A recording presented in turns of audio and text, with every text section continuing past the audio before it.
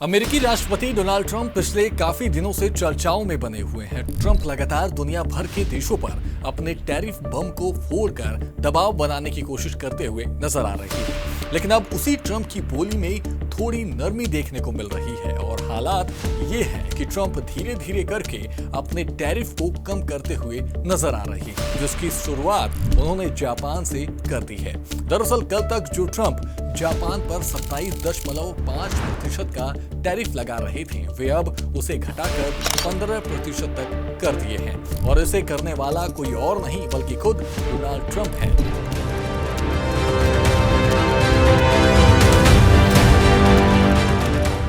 आपको बता दें कि पिछले दिनों चीन में हुए एससीओ समिट में जापान, चीन, भारत, रूस, नेपाल और कई देश मौजूद रहे। इन देशों की आपसी एकजुटता देख डोनाल्ड ट्रंप की हालत पस्त होने लगी।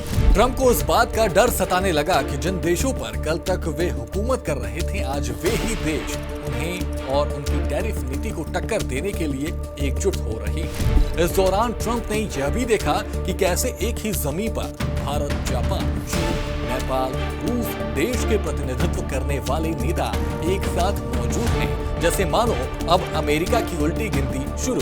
आपको बता दें कि एससीओ समिट के दौरान ट्रंप के पैरों तले जमीन इस वजह से भी खिसक गई क्योंकि इस समिट में एक ऐसा भी देश मौजूद था जो अमेरिका की गोद में बैठता है, जो हमेशा भारत से युद्ध की बात तो करता है लेकिन युद्ध से पहले ही हाथ जोड़ लेता है।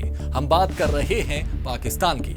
इस समिट में पाकिस्तान भी मौजूद रहा और देखने को यह भी मिला कि पाकिस्तान के मुखिया शहबाज शरीफ व्लादिमीर पुतिन से व्यापार की भीख मांगते हुए नजर आ रहे थे और उस दौरान शहबाज शरीफ यह भी कह रहे थे कि आपके संबंध भारत से अच्छे हैं। इससे साफ जाहिर होता है कि पाकिस्तान को अपनी औकात का अंदाजा अच्छे से है। वहीं दूसरी ओर अमेरिका के अंदर ही ट्रंप के टैरिफ नीति की जमकर आलोचना हो रही है, जिससे ट्रंप की मुश्किलें बाहर के साथ साथ अंदर भी बढ़ती जा रही हैं। ट्रंप का एक और बयान सामने आया है जिसमें वे कहते हैं कि हमने भारत और रूस जैसे देशों को चीन के हाथों खो दिया।